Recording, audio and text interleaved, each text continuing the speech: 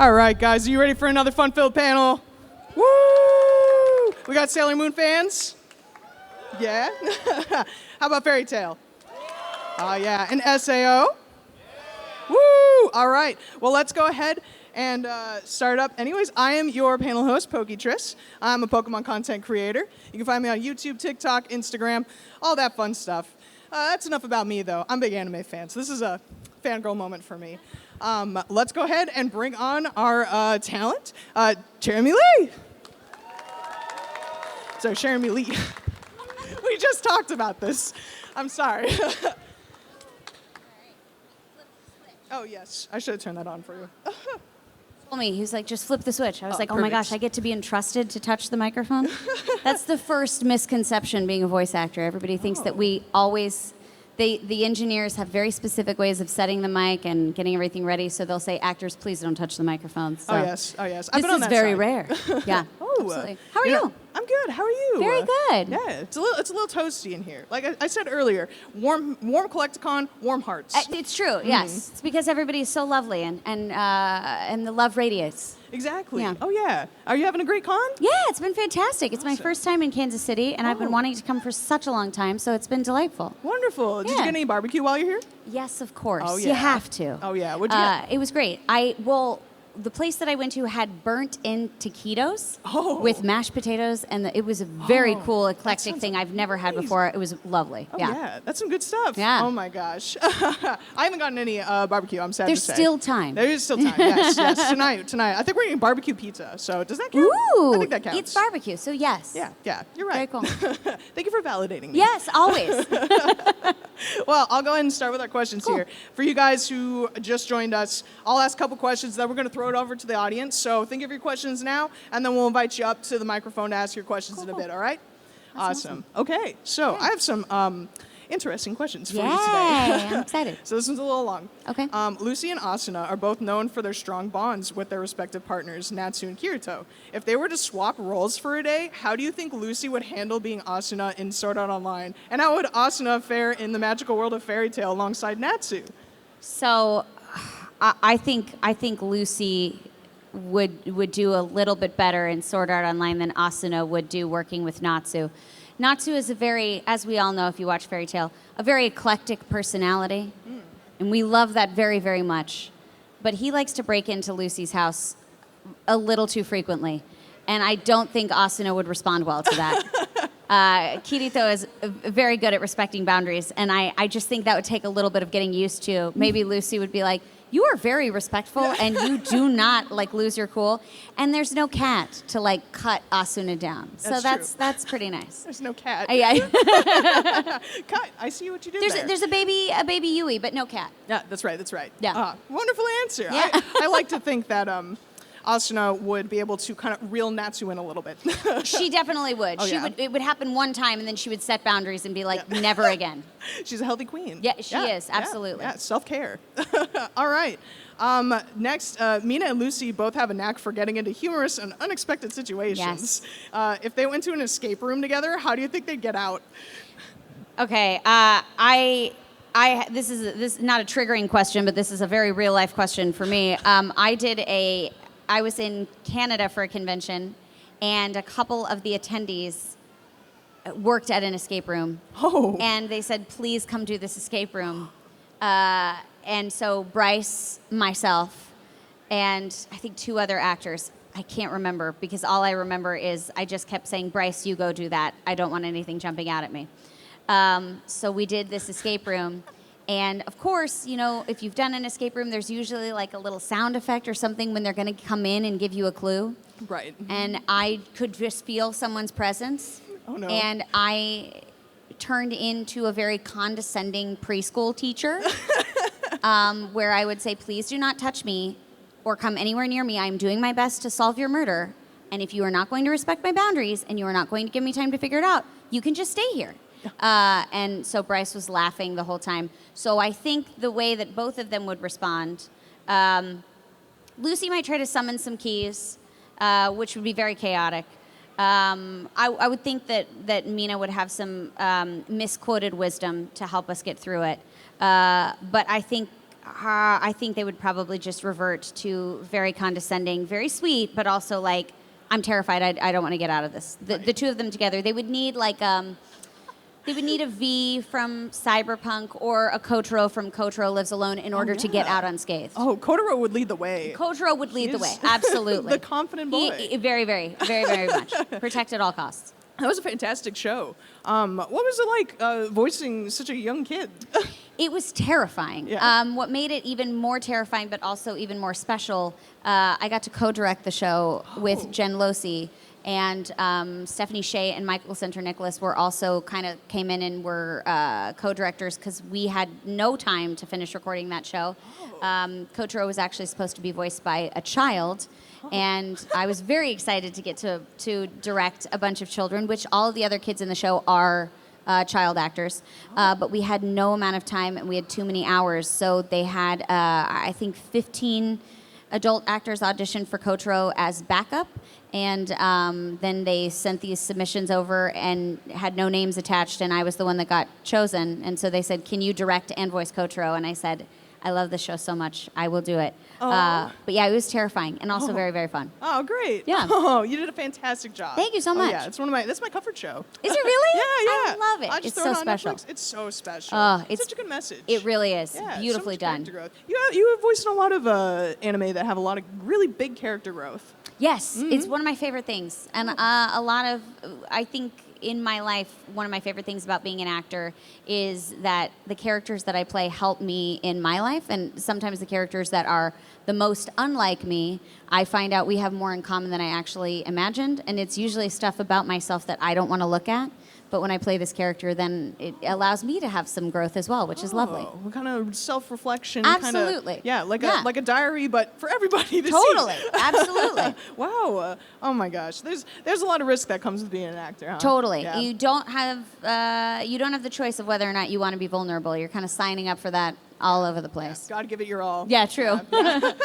Well, that brings me to my next question, and we're gonna have this last question, and you guys are gonna go ahead and come up for your own questions. I'm sorry, I had a brain fart there. Oh, no worries. So go ahead and start lining up if you'd like to. So my last question for you is, your characters have some wild lines. Do you have any favorites? Ooh, favorite lines. It's always fun to get to do the call outs, like, open gate of fill in the blank. It's nice to do the little transformation sequences from Sailor Moon just because those are such iconic lines to get to do. But yeah, there's some really quirky, funny one-liners that usually we say in the booth, we have a great laugh, and then we don't remember what they are because it's so quick.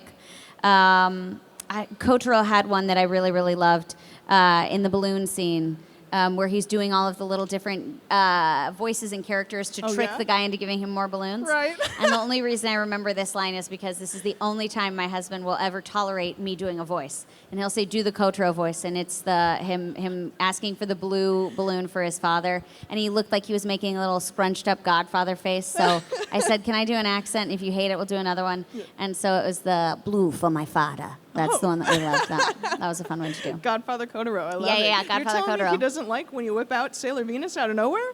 Oh yeah, no, I haven't done that. I don't. Maybe I have an 8-month-old at home, so I don't know. Maybe we'll start adding some voices in there for her. I don't know. We'll see. Really start. When she hears you on TV, she'll get a little confused. Yeah, she got to. When I was pregnant with her, I know I had a couple sessions for the DLC for Cyberpunk and Call of Duty, and so I did a lot of like heavy stuff while being pregnant with her. So she might just like watching really dark things because she's like, "This feels very comforting to me." I don't know. We'll see.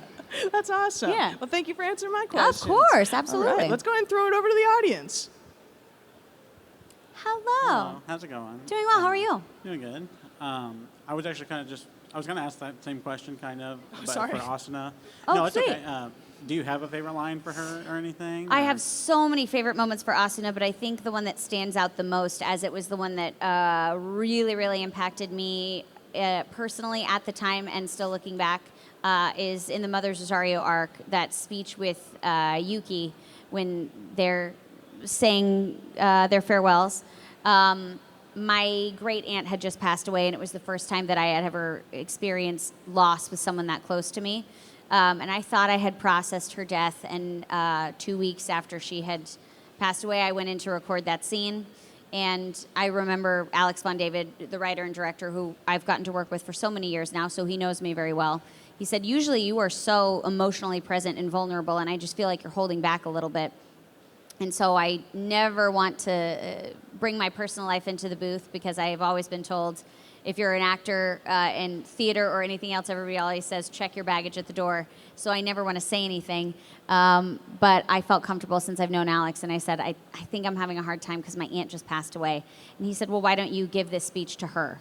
And so I did that line to my great aunt, and it was very emotional. And I thought he was going to let me go back and clean it up and like make it a little bit more pristine. And he said, no, that was exactly what I wanted. That was vulnerable and that was raw, and we're not touching it. So that was a very personal moment for me, and also a really personal moment for Asuna. So it was nice to have the two, us come together in that moment. Oh, Yeah. Thank you. Thank you. That's beautiful. Yeah, it was very, Wow. very special. Thank you again.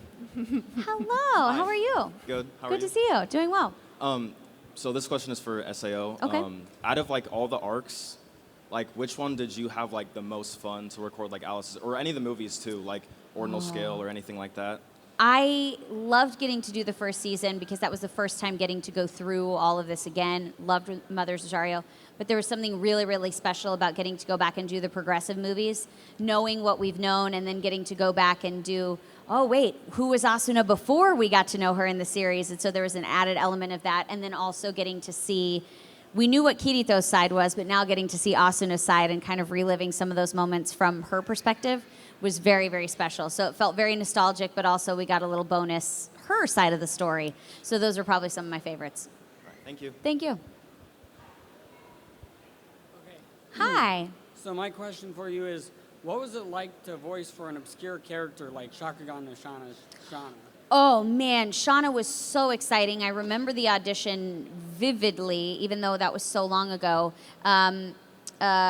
Very, very well-known voice actor Ian Sinclair was directing at the time, and I met Ian doing a web series called Real Dudes, and I got to be very good friends with him, and so I felt very comfortable working with him, and I loved working with him as a director. And I remember auditioning for the show, really loved the character, loved the direction that he was taking the character, but I was terrified because obviously if you're familiar with the Shakugan no Shana series, the first season had been dubbed with a different cast, with a different production team, and then they no longer had the license. It moved over to Funimation. And so whenever you're voicing a character that someone else has voiced before, there's an added amount of pressure to not let the fans down.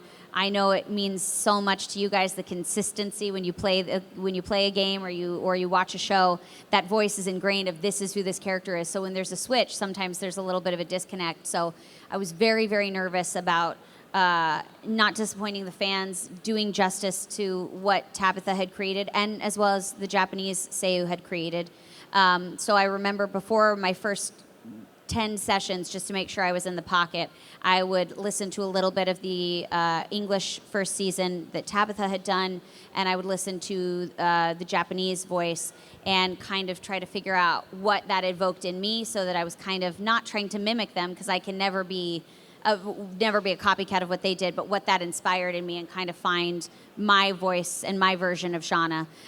So a lot of pressure, but it was a very, very special process to be a part of, and I felt really supported in the booth with our production team, with Ian and our engineers. So that was really lovely to be a part of. Thank you. That's fantastic. And we're going to go ahead and cut off the line with our last person in the back there. Amazing.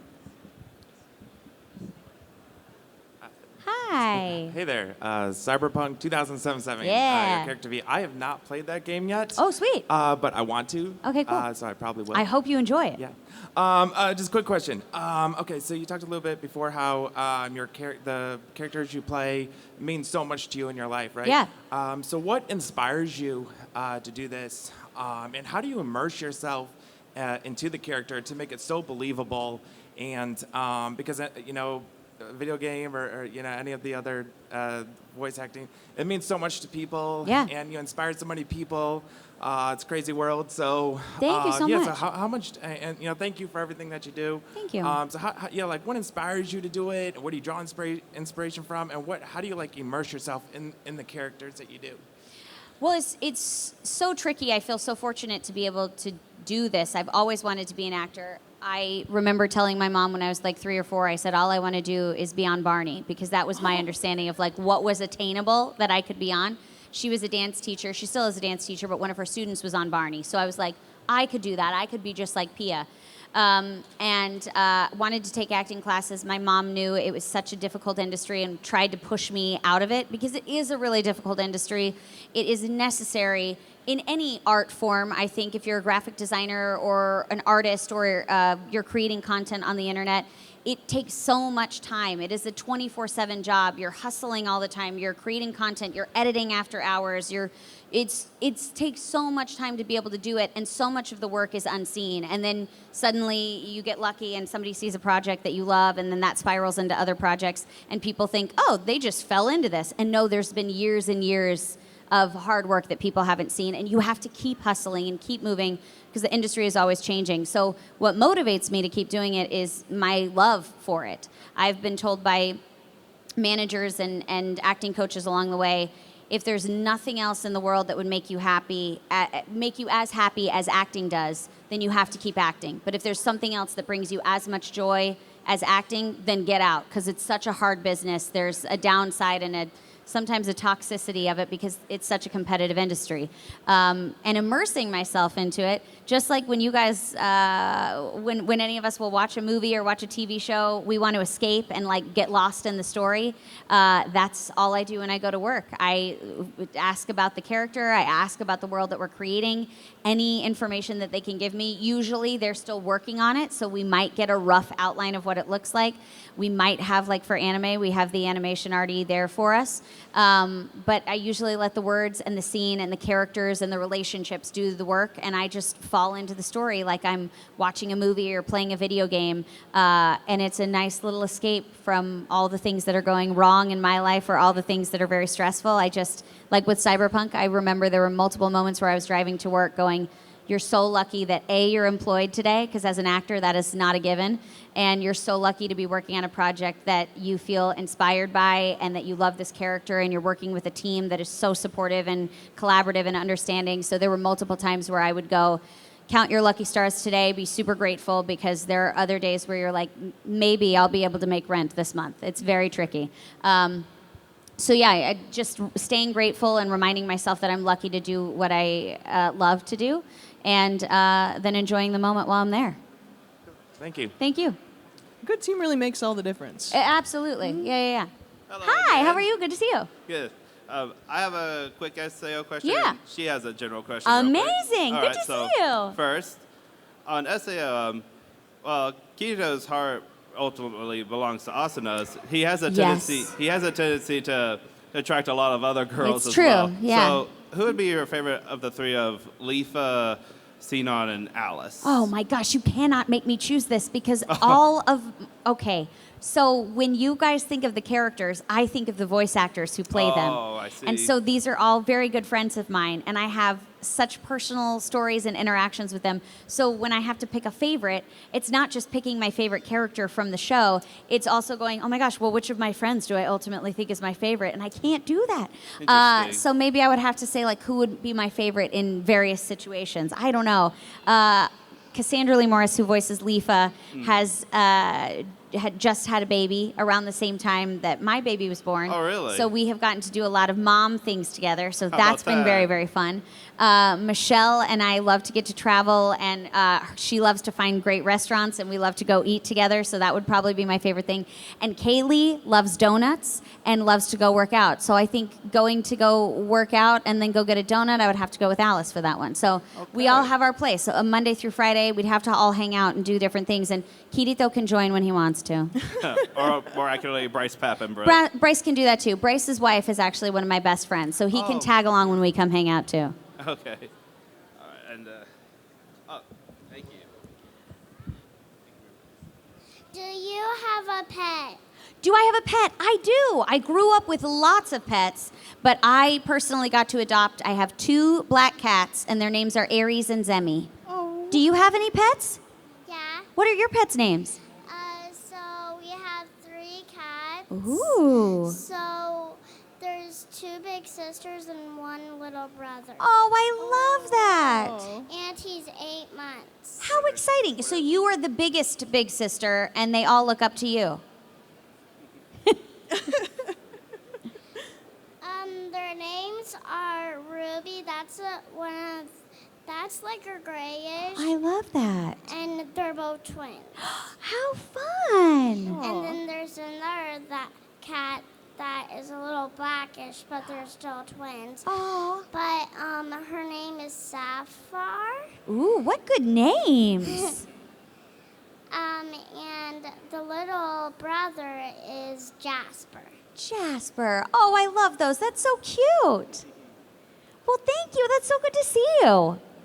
Thank you very much. Thank you, thank you. Aw, pets are the best. Hi. How are you, Madison? Good. So my question is, if you were Lucy, who would you want to be saved by since she got kidnapped by her own father? Oh, man. Are you asking which spirit I would like to come save No, me? like Natsu or any main Oh, character. man. Natsu and Happy are pretty great. But I think I'd be pretty cool to be saved by Mira Jane and Urza. Oh, same. Ooh, that's a good A little answer. girl power moment. Oh, yeah, girl Yeah. power. All right, our last 2 questions. Yo, what's going on? Nothing really. How are you? I'm doing good. How are you? Doing well. So, I have a very tail question. Yeah. Does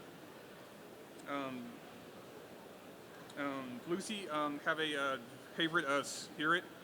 Ooh, I can't say what Lucy's all-time favorite is because I know there are official answers and nobody's told me what the official answers are. My favorite, Cherami's favorite, as a fan of the show, I love Loki, I love Virgo, and I love Aquarius. Those are my all-time faves. Ooh. Heck yeah. Yeah. Heck yeah. Thank you so much. Hi, good to see you. Happy day that ends with Y. Yeah. I love asking the voice actors this question because we get some great answers. Yay. So the question is, if you could have a show that starred every character you ever voiced, Oh, no. what kind of show would you want it to be, and what would it be about? Oh, man. So I actually was thinking about after I saw, oh, God, I can't blank on the movie. Was it Free Guy? No. It's the video game movie where they went into the video game, the real life people. Ready Player One? No. It was a comedy, and I think, was it Free Guy? Yeah, okay. So I saw Free Guy, and I thought, man, this would be so cool, because a lot of the characters that I play, I would never get to play them on camera. I just wouldn't get cast. They would be like, she doesn't have the right look, or she's 5 feet tall. We need like an actual sized human. That's kind of rude. Yeah, but no, I get it. Like in Cyberpunk, I would look like I would not survive. They would never let me play V. So when I saw that movie, I was like, man, it would be so fun for a voice actor who got lost in a game, like got lost, transported into whatever they were working on, and they were like lost in this game and had to figure out what to do. So to be like trapped in a game or an anime, and I got to interact as myself with my characters, that would be really fun to get to be a part of, because then I would get to actually hang out with them. Although I would not want to upset them. Some of them have major tempers. They're very emotional. They're very good with weapons or magic or fill in the blank. As long as I got to hold hands with Kotaro, I would be protected. They would never hurt me. I'd be fine. No, I like that. Thanks a lot. Thank you. Thank you. All right, that's all the time we have left Yay. for today, so let's give it up for Cherami. Thank you, guys. Thanks for coming. Awesome. Thank you. That was wonderful. It's a pleasure to get to talk to you. Yeah, pleasure with you. Yeah. So you'll be there at your booth for the rest of the day? I am actually heading to the airport. Oh, okay. So I will be seeing you guys throughout, I guess, walking back to the table and then Yeah. heading back to catch my flight. But hopefully I right. get to come back again soon. Yeah. Now that I've been saying I want to go to Kansas City for years and years and years, and finally Collecticon, I guess, broke the curse. So It maybe did. I could come back again in the future. Oh, yeah. Well, hope so. Yeah. I'll put a good word in for you. Thank you so much. All right, all right. I appreciate it. All right. Thanks, everybody. Thank you, guys. One more round of applause. Thank you. Awesome. And we've got, I believe, Dan Green next. Ooh. I know. So Oh, my gosh. Stay for Legend. the Yu-Gi-Oh panel. Oh, yeah. Thank you. All right. Absolutely. Thank you.